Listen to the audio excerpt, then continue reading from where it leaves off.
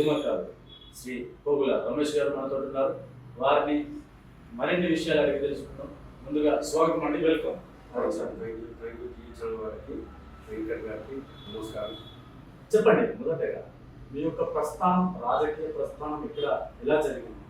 రాజకీయ ప్రస్థానం తెలంగాణ ఉద్యమంతో స్టార్ట్ చేసినాము. తెలంగాణ ఉద్యమం కేసీఆర్ మాటలకు ఆకర్షిస్తుంది. కేసీఆర్ నడిచిన బాట ప్రతి బాట నడిచిన ప్రతి అడుగులో మేము అందించి తెలంగాణ ఉద్యమం ఉద్యమం తీసుకుపోయి ఈ రోజు తెలంగాణ సాధించడం కేసీఆర్ దయ వల్ల మేము మా వంతు కృషి పట్టుదల చాలా బాగా చేసాం. కేసీఆర్ అన్నదండలతో మేము ఈ రోజు తెలంగాణ ఉద్యమంలో ముందు వరుసలో నిలబడ్డాం. ఓకే, మిమ్మల్ని చూసినట్టయితే మీరు దాదాపు పార్టీ స్థాపితమైనప్పటి నుండే ఉన్నానని నాకు తెలిసింది. ఇప్పుడు నేను ఒక క్వశ్చన్ మిమ్మల్ని సూటిగా అడుగుతున్నాను. ఎన్ని సంవత్సరాల రాజకీయ అనుభవంలో మీరు ఎలాంటి ప్రాధాన్యత మీకు పార్టీ ఇచ్చిందని భావిస్తున్నారు? నాకు బీఆర్ఎస్ పార్టీ చాలా అత్యున్నత ప్రాధాన్యత ఇచ్చింది. నాకు ఏనాడు ఏ రోజు కూడా పార్టీలో చిన్న చూపు చూడలేదు. సో ఈ రోజు ఉన్నాను అంటే పార్టీ పెద్దవాళ్ళు అధిష్టానం దయాదాక్షిణంతో నేను ఈ రోజు పార్టీలో స్థిరంగా ఉన్నాను. ఓకే రమేష్ గారు, మిమ్మల్ని ఒకవేళ ఈ పార్టీలోకి రావడానికి గల కారణం ఏంటిదంటే దానికి మీ సమాధానం ఏంటి? నేను పార్టీలోకి రావడానికి ఫస్ట్ నాకు ఆలోచన తెలంగాణ రాష్ట్రం సాధించుకున్న తెలంగాణ నా గ్రామ పేద ప్రజలకు సేవ చేయడం కోసం నేను తెలంగాణ ఉద్యమంలో ఎంచుకున్నాను. అందులో భాగంగానే రాజకీయాలలోకి రావడం జరిగింది. ఓకే, ఇప్పుడు మీరు సేవ అంటున్నారు కదా, మీరు ఎలాంటి సేవ చేశారు ఇప్పటి వరకు ప్రజలకు? నేను కరోనా టైంలో కావచ్చు, పేద ప్రజలకు కావచ్చు, చీరల పంపిణీ ప్రతిదీ నేను చేసిన సేవ.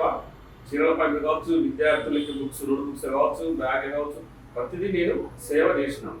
ఓకే, అంటే ఈ సేవ అంటే రాజకీయంలో ఎదగడానికి చేశారా లేకపోతే ప్రజల కోసం చేశారా? లేదు, నేను రాజకీయంగా ఎదగడం కోసం సేవ చేయలేదు.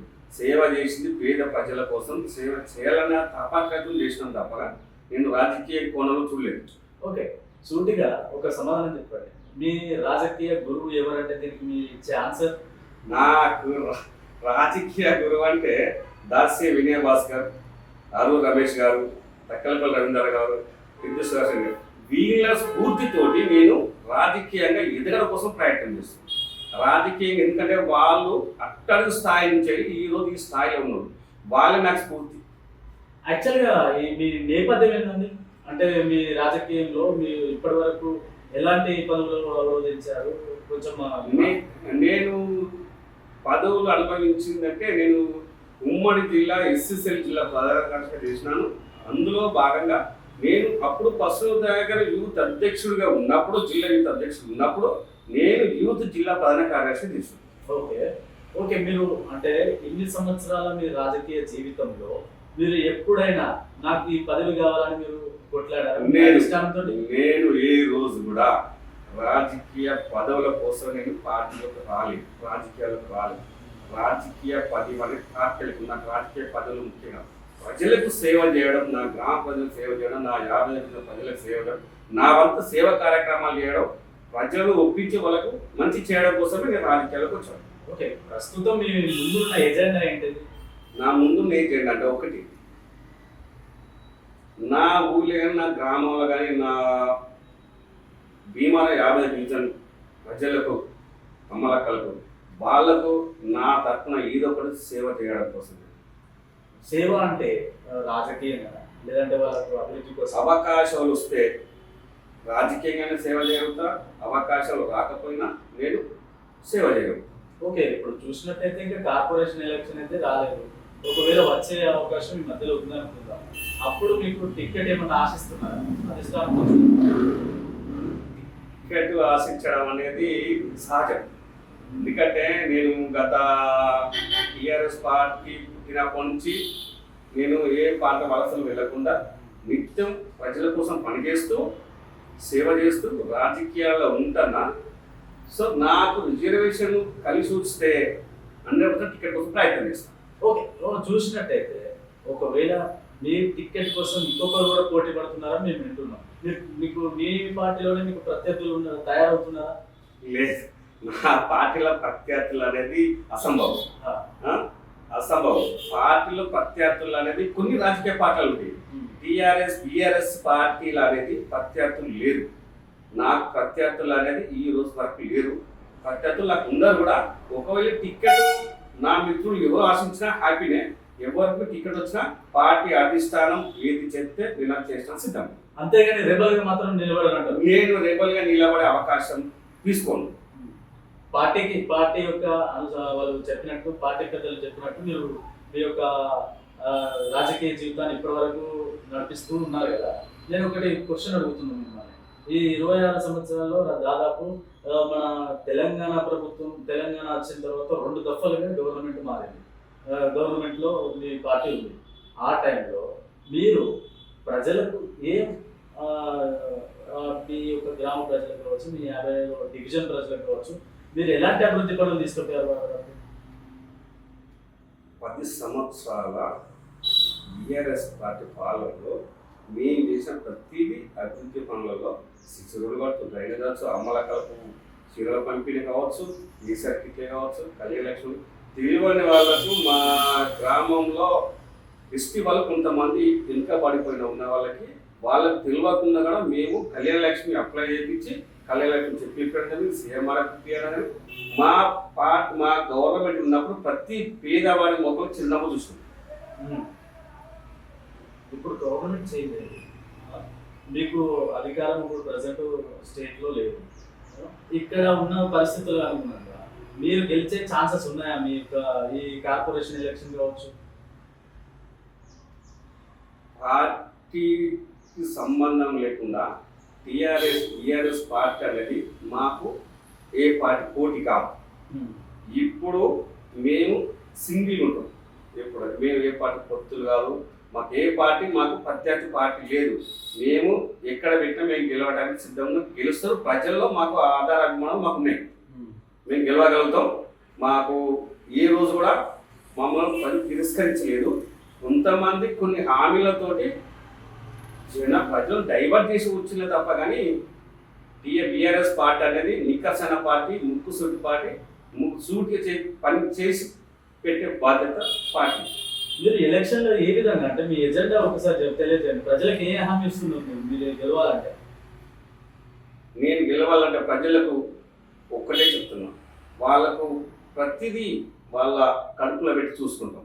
వాళ్ళకు అభివృద్ధి కానీ వాళ్ళ మంచి చెడులు కానీ పార్టీ చూసుకుంటుంది. ఒకవేళ నాకు ఇక్కడ వచ్చి నేను గెలిస్తే వాళ్ళని కంటికి రెప్పలా నా 50 డివిజన్ ప్రజలు కాపాడుకోగలుగుతాను. ఓకే, ఇప్పుడు వరకు చూసిన చాలా ఏమంటారు మీ పార్టీలో మీకే పడతలేదు అని, ఏదో ఒక చిన్న చిన్న కారణాలతోటి రాజకీయంగా కొంత విభేదాలు జరుగుతున్నాయని వినికిడి వినబడుతుంది. ప్రజలు కూడా అంటున్నారు బీఆర్ఎస్ పార్టీలో చేరుకోలు కావచ్చు, తర్వాత వేరే పార్టీకి పోవడం కావచ్చు. దీన్ని మీరు ఎలా భావిస్తున్నారు? ఎవరి పిల్ల అలాంటిది ఏం లేదు.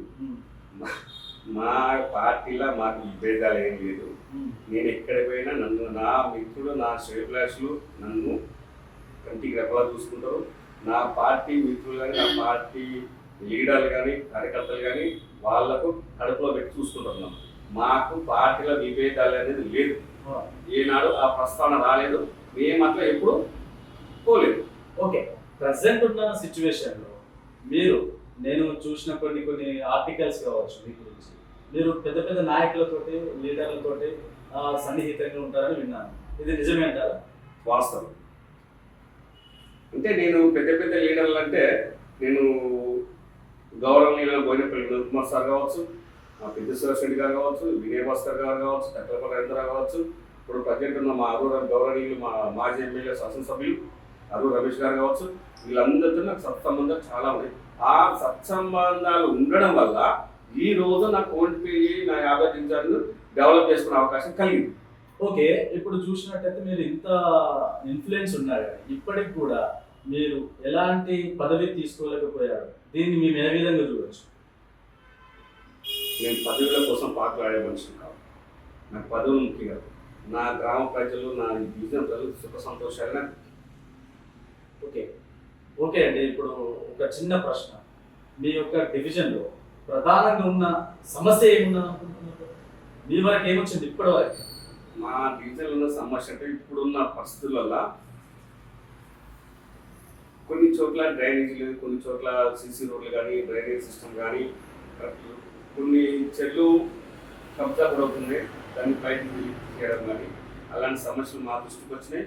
పేద ప్రజలు వాళ్ళకు ఏది అందకపోవడం, అంటే కళ్యాణ చెక్కులు కానీ, లేదా సాగుబడి చెక్కులు కానీ, రైతు బంధువు కానీ వాళ్ళకి అందకపోవడం వల్ల అలాంటి సమస్యలు నా దగ్గరకు వస్తే నేను నా వంత సాయం చేసి వాళ్ళకు చేయడం జరిగింది. అంటే మీరు వాటిని సాల్వ్ చేస్తున్నారు అంటున్నారు, అది నిజమేనా? నిజం. ఎక్కడ చూసినా కానీ రమేష్ గారు అంటే బీఆర్ఎస్ పార్టీ, ఎక్కడ ఏ నాయకుని అడిగినా పలానా రమేష్ అన్నప్పుడు ఒక వ్యక్తి కాదు, ఒక నాయకుల్లాగా పోతున్నారా అనే విధానం నేను చూశాను. బట్ అది నిజమేనా? 100%. ఎందుకంటే నేను పెద్ద నాయకులతో దిగినాను కాబట్టి నేను అదే కోల మెయింటైన్ చేసినాను, అదే కోల వెళ్ళాను. కాకపోతే నాకు కొంచెం నేను ఆర్థికంగా వెనకబడిపోయా, అయినా కానీ పెద్ద నాయకులు నన్ను ఏ రోజు ఏమంటే దగ్గర తీసుకున్నారు. నాకు మంచి చెల్లు చూసిళ్ళు, భాస్కర్ కావచ్చు, ఆరు రమేష్ గారు కావచ్చు, కట్లపల్లి రవీంద్రరావు కావచ్చు, విద్యేశ్వర రెడ్డి గారు కావచ్చు, నన్ను కంటికి రెప్పలా కాపాడుతున్నారు. ఓకే ఓకే అండి, మీరు ఇప్పుడు భవిష్యత్తులో జరగబోయే ఎన్నికల్లో ఒకవేళ మీరు పోటీ చేస్తే గెలిచే ఛాన్సెస్ ఏమైనా ఉన్నాయా? గెలుస్తారా? లేదు అంటే మునుపటిలాగే ఉండే పరిస్థితి ఏమైనా ఉంటుందా బీఆర్ఎస్ పార్టీలో? ఒకవేళ నేను నాకు రిజర్వేషన్ కలిసి వచ్చి మా అధిష్టానం, మా గౌరవనీయులు అరు రమేష్ గారు టికెట్ ఇస్తే నువ్వు పోటీ చేయి రమేష్ గారు అని ఒక మాట అంటే నేను నిలబడడానికి సిద్ధంగా ఉన్నాను. రెండో ఒక విషయం, నేను ప్రజలకు గెలుస్తానని నమ్మకం నాకుంది, నా మీద ప్రజలకు అంత నమ్మకం ఉంది.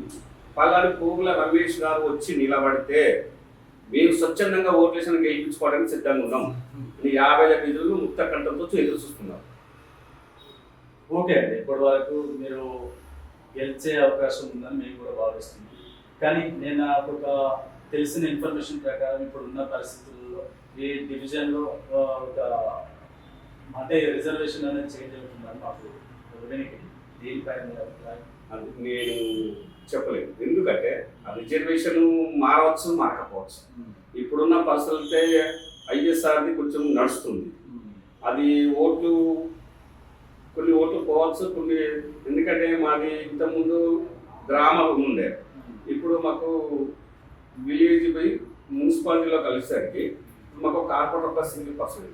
ఇప్పుడు అది ఏమవుతుందంటే ఆడ కొన్ని ఓట్లు ఐఎస్ఆర్ పెట్టడం వల్ల కొన్ని ఓట్లు పోతున్నాయి. కొన్ని గ్రామాలలో ప్రజలు వచ్చి ఇక్కడ స్థిర నివాసాలు ఏర్పాటు చేసుకోవడం వల్ల కొన్ని ఖాళీలు పెట్టినాయి. ఆడ కొంత ఓటు బ్యాంక్ తగ్గే అవకాశం ఉంది. అది రిజర్వేషన్ మళ్ళీ ఏమైతుందో తెలియదు. ఆ రిజర్వేషన్ బట్టి ఆ రిజర్వేషన్ మనకు అనుకూలంగా వస్తుందా లేదా, రిజర్వేషన్ ఏదైనా రావచ్చు. ఒకవేళ ఎస్సీ జనరల్ అయినా ఎస్సీ అయినా నిలబడడానికి నేను ప్రిపేర్ అయినా. ఒకవేళ అక్కడ రిజర్వేషన్ చేంజ్ అయినప్పుడు మీ పాత్ర ఎలా ఉండబోతుంది మీ 55వ డివిజన్లో? నా పాత్ర బ్రహ్మాండంగా ఉండబోతుంది. నేను రిజర్వేషన్ కనుక అయితే, నేను కనుక నిలబడితే ప్రజలు నా కోసం ఎదురు చూస్తారు. ఓకే ఓకే అండి, చివరిగా మీ యొక్క 55వ డివిజన్ ప్రజల కోసం మీరు ఎలాంటి సందేశం ఇవ్వాలనుకుంటున్నారు? నా 50వ డివిజన్ ప్రజలు, నేను